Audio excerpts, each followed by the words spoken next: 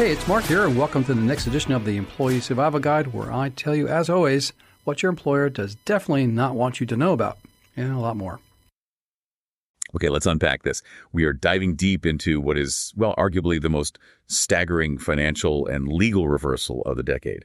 Tom Hayes, the former UBS trader who basically became the global poster child for the LIBOR scandal, he's now suing his former employer. Yeah. And not for a small amount. We're talking not less than $400 million. Yeah, and it's not just about seeking damages, is it? It's really like a forensic case study of, well, institutional betrayal. We've been poring over the source material, primarily the detailed court complaint, Hayes v. UBS, and, related news filings. And what emerges is just this microscopic view of how a global bank could create a systemic practice, profit massively from it. Right. And then when the regulators came knocking, aggressively sacrifice one frankly vulnerable individual to protect its senior leadership and, well, its entire franchise. So our mission today is to trace this incredible trajectory. I mean, how did Hayes, convicted, imprisoned in the UK as the evil mastermind, how did he manage to get his name completely cleared? By the highest courts, no less, in both the UK and the US. And why does he now claim that the very conduct he was prosecuted for was not just known, but explicitly directed by senior UBS management?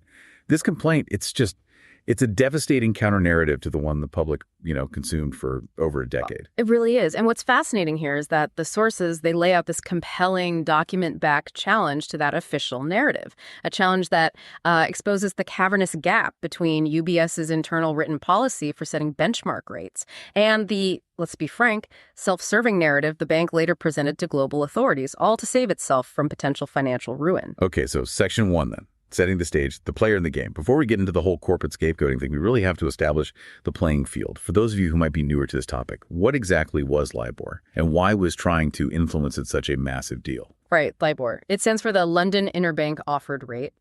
To simplify its role, it was the world's most crucial benchmark interest rate, essentially. It was based on an estimate what the panel banks, the big banks, believed they would pay to borrow short-term funds from each other.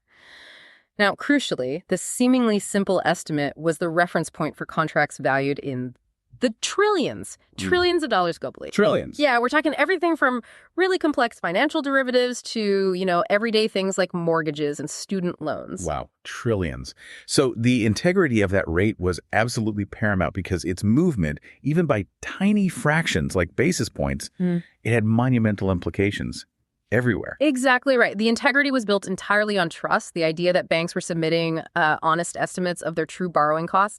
And while LIBOR itself was officially phased out as a standard benchmark in mid-2023, the consequences of its manipulation back in the 2000s, they're still echoing in the courts today, loudly. Okay, now let's look at the central figure in this lawsuit, Tom Hayes. He was, by all accounts, an exceptionally high-achieving young trader, hired by UBS specifically for his genius in mathematics and financial modeling, specifically for the yen derivatives desk in Tokyo.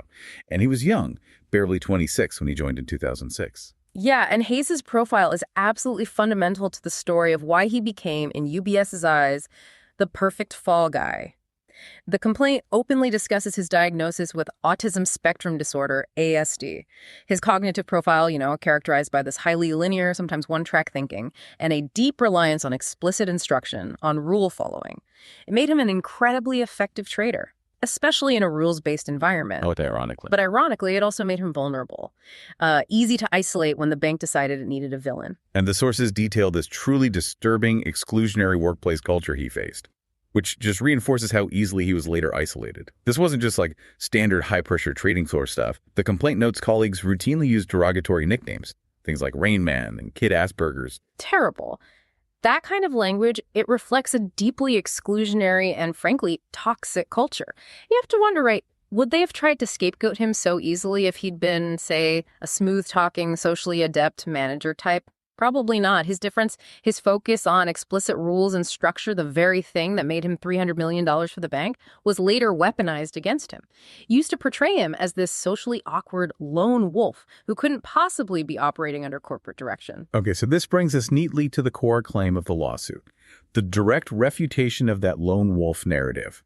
The complaint states explicitly that the conduct Hayes was later imprisoned for wasn't rogue behavior at all. It was institutional policy. That's the absolute pivot point here. The lawsuit states very clearly that UBS policy explicitly required LIBOR submitters, the rates traders, the SIR traders, to consider the bank's commercial interests, specifically its trading positions, when setting these estimated rates.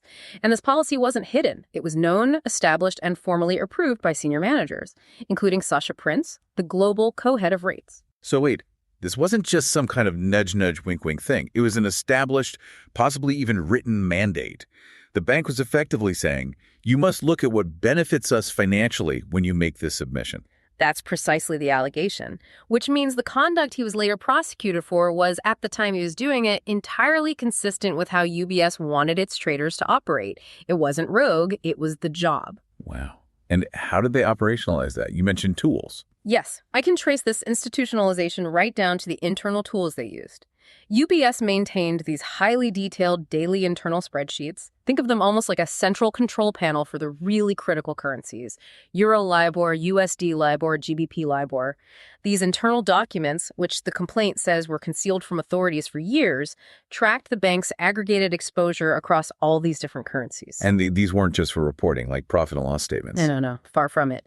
These spreadsheets were actively used to instruct the rates traders on how to influence the submissions. The goal: maximize UBS's profit. Can you give us a sense of how specific those instructions were? Absolutely. The updated internal LIBOR policy, and this is key, it was in place before Hayes even joined the firm, contained explicit illustrative instructions, examples of how to influence fixings. The source material highlights one specific example. They track something called the negative delta. Oh. So if the Euro LIBOR calculation for a specific term, let's say 3 months, showed the bank was receiving a negative delta, meaning the current rate fixing would cause a loss for the bank because of its net positions, Okay. the policy explicitly detailed the required response, what the trader should do. Which was? They were instructed to increase the fixing by 25 basis points to ensure a positive outcome and increase profit. Now think about that for a second. 25 basis points, a quarter of 1%, multiplied across trillions of dollars in contracts. That's a colossal movement of money. And it was seemingly written into an internal policy document. It shows senior management wasn't just vaguely aware of the practice. They had quantified the desired outcome. So UBS senior management, particularly in London, was deeply entrenched in this systemic practice across its major trading desks. That's the picture the complaint paints, yes. Deeply entrenched. Hashtag 1.3, Hayes' work in management direction. Okay, now let's narrow the focus back to Hayes himself. In Tokyo, starting in 2006 on the yen derivatives desk, you mentioned the yen market was distinct. Yeah, it was less mature, less formalized than the big euro or dollar markets. And the yen LIBOR submissions were primarily handled by one senior STR trader back in London, a guy named Roger Darren. And this is where the paper trail, the evidence showing direct management approval, becomes really crucial for the lawsuit, right? Undeniable, according to the complaint. Hayes, consistent with his ASD profile and, needing explicit direction, didn't communicate his requests to influence yen LIBOR secretly. He did it routinely. These communications went directly to his supervisor, Mike Carey, often daily, often in writing, asking for help to influence the rates to benefit his desk's positions. And the complaint alleges Carey didn't just passively receive this information, he actively directed Hayes' actions and put pressure on the submitters. Exactly. He exerted pressure to benefit the yen desk specifically, which, again, removes any claim that Hayes was somehow operating independently or, outside the corporate structure. It was managed. Is there specific evidence of that direction, like a smoking gun email? Well, the complaint highlights several pieces, but one standout detail is the Christmas Day 2007 email. Yes, Christmas Day. A senior trader on the yen desk, someone named Naomichi, sent an email directing Hayes to ensure lower LIBOR submissions for a specific rate. And crucially, that email was copied directly to Pieri, Hayes' supervisor. On Christmas Day? On Christmas Day. That's an explicit instruction to manipulate the benchmark for the bank's profit, received and acknowledged by Hayes' manager on a major holiday. It shows the urgency and, the accepted nature of the practice. Okay, let's talk about the money, because that often feels like the ultimate proof of corporate approval, doesn't it? Over 3 years, Hayes generated approximately $300 million in profit for UBS. That kind of performance. It doesn't go unnoticed. Far from it. And when Hayes started attracting offers from rivals, specifically Goldman Sachs, who apparently offered him a staggering $5 million upfront bonus, senior management at UBS went into damage control, they needed him to stay. And their internal justification for retaining him is pure gold for this lawsuit. They offered him a massive retention bonus themselves, right? Yeah. $2.5 million. Although... Well, they only ended up paying him $250,000 of it before the scandal broke, which is, a significant piece of financial betrayal in its own right. But the internal communication about why they needed him, that's the real evidence here. What did it say? The internal email from Carey, his supervisor, to Yvonne Crow, who was a global co-head of rates trading. This is pretty damning. Carey explicitly listed Hayes' strong connections to LIBOR setters in London as information that was invaluable for the derivatives books and strategic for the firm. Wow. Invaluable. Invaluable. That's direct, written proof that management was aware of the mechanism, the connections he used to influence submissions, and they explicitly valued and rewarded that mechanism. They were effectively rewarding the very conduct they later told the DOJ and SFO was criminal and rogue. So management wasn't just passively aware of his high profit margins. They understood how he achieved them, deemed it invaluable, and put a multi-million-dollar price tag on keeping that mechanism inside UBS. That's precisely the argument. They knew, they valued it, they paid for it, or at least they offered to pay for it. Okay, so we've established that up to, say, 2008, UBS was fully aware, implicitly approving, and handsomely profiting from these systemic practices. Practices codified in their own internal rules, potentially. The 2008 financial crisis hits, and the music stops. This marks the beginning of the great corporate pivot, doesn't it? Oh, absolutely. The world changed overnight. After the crisis, the global regulatory environment became incredibly aggressive, hardened significantly. Authorities, especially the U.S. Department of Justice, the DOJ, and the UK's Serious Fraud Office, the SFO, launched these massive multi-year investigations into widespread LIBOR manipulation across the industry. Suddenly, UBS faced existential ruin, potentially including the loss of its crucial U.S. dollar clearing license, which, would cripple its global operations. Let's take a quick break. Hey, it's Mark, and we have a new product for you. It's called the Employee Survival Guide, or employeesurvival.com, and it's a site that you can obtain PDF products that I've created myself. After spending too many hours, way too many, researching and writing about, if, for example, the performance improvement plan or beating them, and the second one about negotiating severance negotiation agreements, two of the most important topics that we see in terms of the web traffic and podcast traffic we have. So check out employeesurvival.com and see if this can try to help you, and you don't need an attorney to use it. Thank you.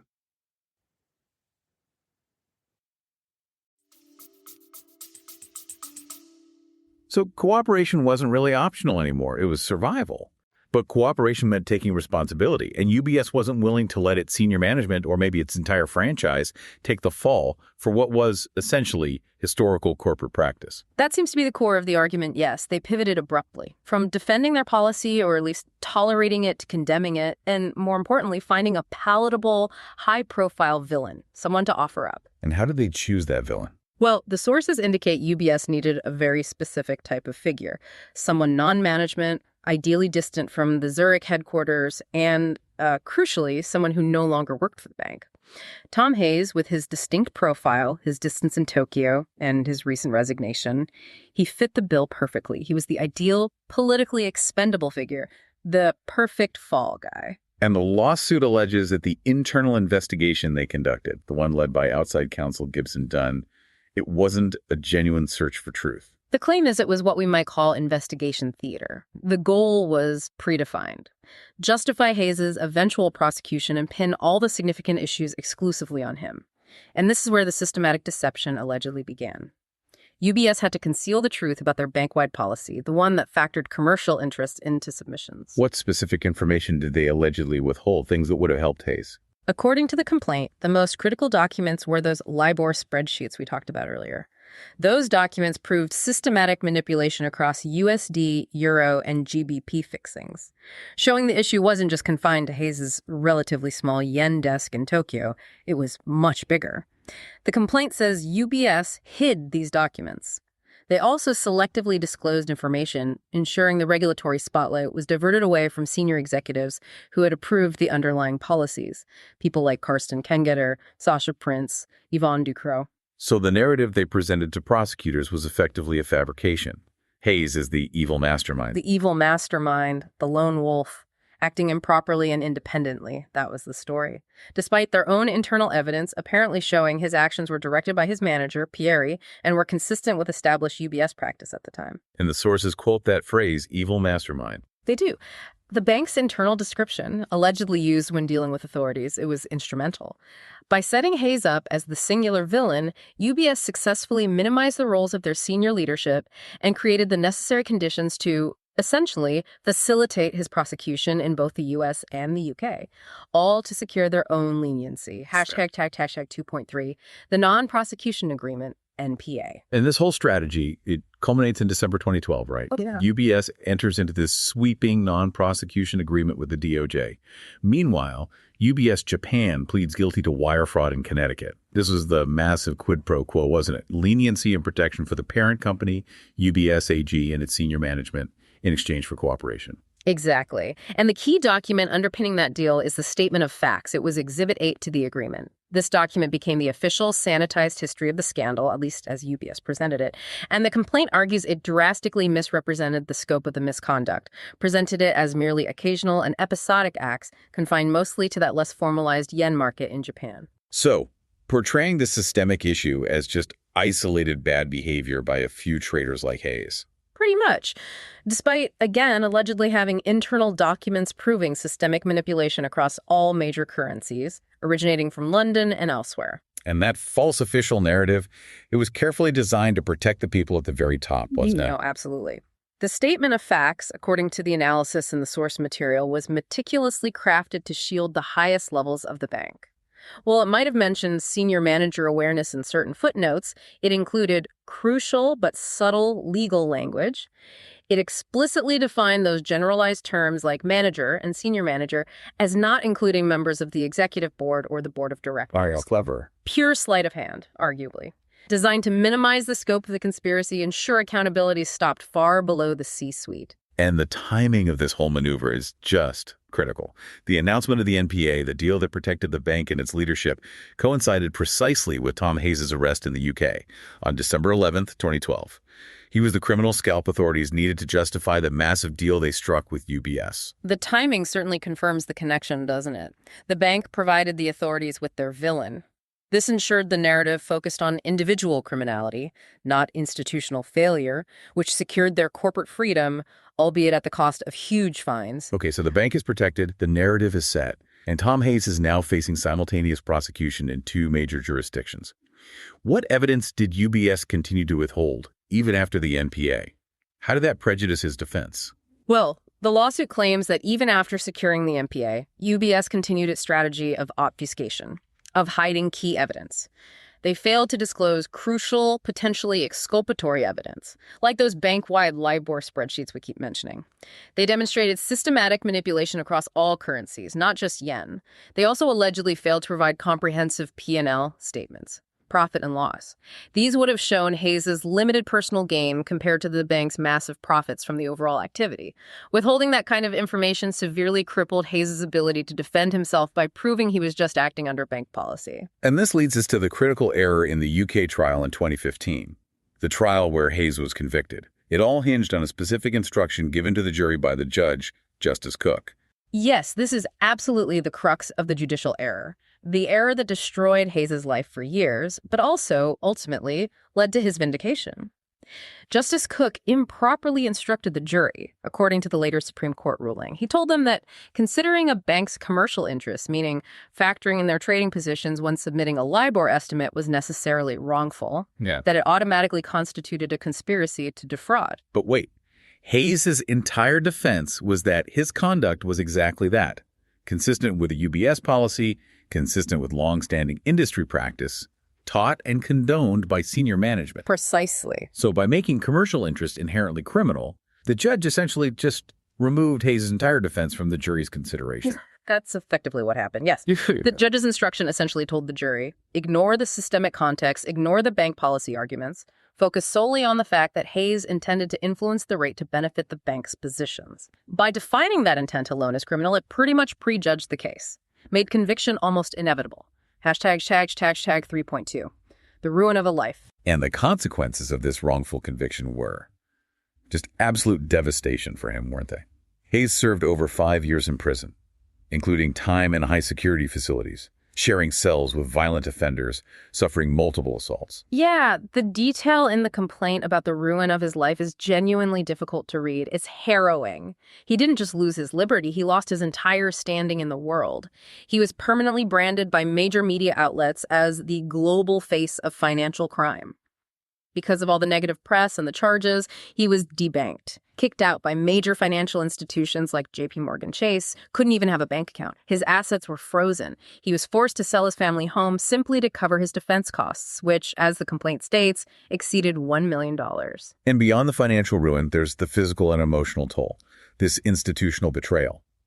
The sources note the extreme stress of this wrongful prosecution caused severe mental, emotional, and physical trauma, including, tragically, the manifestation of multiple sclerosis, MS, during his UK trial. It's devastating. And think about the lost potential. He was on a career trajectory back in 2010 that likely would have seen him earning, $5 to $10 million a year for decades, given the path of high-level Wall Street pay. Instead, he lost hundreds of millions in potential lifetime earnings. And beyond that, the immense strain fractured his personal life. He and his wife separated in 2019, divorced in 2022. The consequences were just total. Hashtag 3.3, exoneration and legal precedent. But the long road towards vindication finally started to yield results years later. It began, really, in January 2022. The U.S. Second Circuit Court of Appeals reversed the conviction of another banker, Matthew Connolly, and that set a crucial legal precedent. That precedent was huge. It fundamentally undermined the prosecution's core argument in these LIBOR cases. The Second Circuit found no reasonable basis to believe that merely considering trading positions in LIBOR submissions constituted illegal wire fraud, assuming the rate submitted was still within a range of plausible borrowing costs.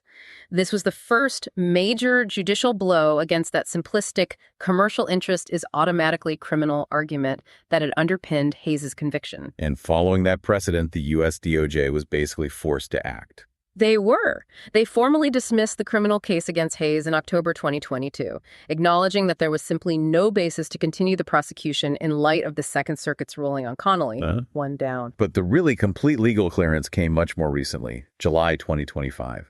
The UK Supreme Court quashed Hayes' conviction entirely. They confirmed that Justice Cook, the trial judge, had fundamentally misunderstood and misstated the law. His instruction to the jury was wrong. Yes, comprehensively wrong. Can you elaborate just a bit more on the precise legal distinction the Supreme Court made? Because this feels like the absolute key to the whole thing. It really is. The Supreme Court ruling validated Hayes' core defense, the one he tried to make back in 2015. It established that while a bank could not submit a rate that was completely divorced from reality, pure fiction, it could legitimately submit a rate that fell within an acceptable range of its estimated borrowing costs. And this is crucial, even if the bank chose a rate within that legitimate range, specifically because it maximized its commercial interests and profits. The key was the existence of a genuine range of acceptable, non-manipulated potential costs. So Justice Cook's instruction was wrong because it eliminated that legitimate range entirely. Exactly. By deeming any consideration of commercial interest as automatically criminal, it completely wiped out the possibility of operating legitimately within that range. It made conviction inevitable if any commercial thought was present. So, in effect, the UK Supreme Court declared that the very act Hayes was imprisoned for operating within what he argued was an institutional mandate to choose a profitable rate within a genuine range was not, in fact, criminal under English law. Correct. And significantly, the UK authorities acknowledged they would not seek a retrial, finally closing the criminal chapter after 13 long years of legal battles. Vindication. So after complete exoneration in both the U.S. and the UK, we arrive at the present moment. The filing of this lawsuit in October 2025, Hayes is now seeking financial redress from UBS for what he powerfully describes in the complaint as their shameful, wrong, and morally unconscionable actions. Yes, and the complaint centers on two very specific legal counts. Count one is the really powerful claim of malicious prosecution. Hayes alleges that UBS didn't just cooperate passively with authorities. They actively initiated and perpetuated the criminal proceedings against him. How? by intentionally providing false and misleading information to prosecutors. And the motive, according to lawsuit, was purely self-preservation for UBS. Entirely, the suit alleges. UBS's intent was to limit its own massive potential civil, criminal, and regulatory liability. And, critically, to protect its senior management, the ones who had arguably approved the systemic practices in the first place. So the lawsuit argues UBS knew it had no probable cause, no real basis to believe Hayes would be successfully prosecuted for actual crimes based on their own internal documents. That's the core of the malicious prosecution claim, that UBS knew their internal documents proved his actions were policy compliant, or at least directed by management. So, by fabricating the lone wolf story, by withholding the crucial spreadsheets and management emails showing approval, they actively maliciously created the conditions for his prosecution. Okay, and count two. That's the claim for indemnification. Yes, this is rooted in basic agency law. Hayes argues that he acted as an agent for UBS. His LIBOR-related conduct, which, remember, generated $300 million in profit for the bank, was clearly within the scope of his employment, and it was undertaken entirely for the purpose of benefiting UBS. So, because the bank benefited directly and explicitly approved his actions at the managerial level, Hayes claims UBS is legally obligated to reimburse him, to indemnify him for the substantial legal expenses he incurred, defending himself against the consequences of actions that were, effectively, bank policy. He's seeking repayment for that $1 million plus defense cost he had to bear personally. Right. Let's talk about the damages sought. They are truly staggering, not less than $400 million, plus exemplary damages and legal costs. How does Hayes' claim even arrive at such a monumental figure? Well, the $400 million figure, it's a calculation based primarily on lost potential lifetime earnings. But it also clearly aims to encompass the severe trauma and suffering inflicted over more than a decade. As we discussed, a trader of his caliber, especially in that derivatives market, particularly after the 2010 financial surge, he was realistically on track to potentially earn, conservatively, over $200 million across several decades, maybe much more. But the lawsuit isn't just seeking compensation for lost income. It's for the complete destruction of his professional future, coupled with the profound emotional and physical injury, including the MS diagnosis allegedly caused by the prosecution orchestrated by his former employer. It's a powerful final chapter to this whole saga, isn't it? Yeah. The very conduct that was seemingly celebrated and rewarded internally, the ability to leverage strong connections, influence rates, secure hundreds of millions in profit, was retroactively redefined as illegal, and then dumped squarely onto the shoulders of the person deemed most easily sacrificed. Hashtag outro. Yeah. So if we try to connect this to the bigger picture, this case really forces a profound reevaluation of the entire LIBOR investigation narrative, doesn't it? The ultimate legal reversal by the UK Supreme Court confirms that the conduct UBS presented to regulators as evil and criminal was, in fact, potentially institutionalized and directed. The focus shifts decisively and maybe permanently, from individual trader misconduct to systematic corporate practice, and crucially, alleged corporate deception during the investigation.